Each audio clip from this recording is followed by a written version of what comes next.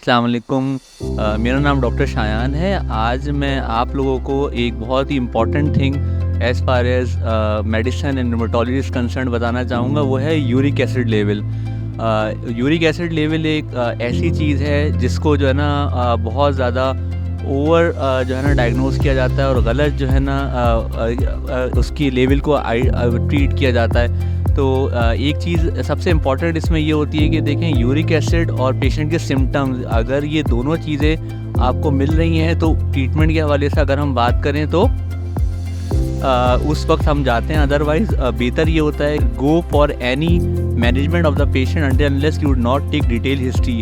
Quite oftenly we have seen multiple times that our patient comes with a uric acid level of about 7.3 or 7.4, just above the normal range, and the patient has no symptoms. Despite of this thing, patient was given treatment by local GP. तो आज बताने का मकसद ये था, आप लोगों को मैसेज डिलीवर करने का मकसद ये था यहाँ पे कि देखें कभी भी यूरिक एसिड की को ओनली जो है ना लेवल को ट्रीट नहीं करें।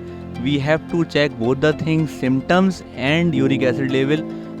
Likewise, if the patient has isolated high uric acid level for about greater than 9, then only you can go for treatment, especially if the patient has symptoms too.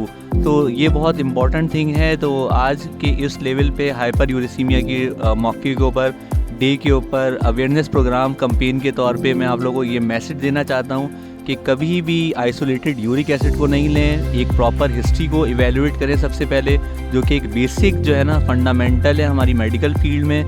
History की basis के ऊपर evaluate करने की कोशिश करें। If the patient has hyperuricaemia, then what the cause of hyperuricaemia, and definitely go for management of hyper uricaemia.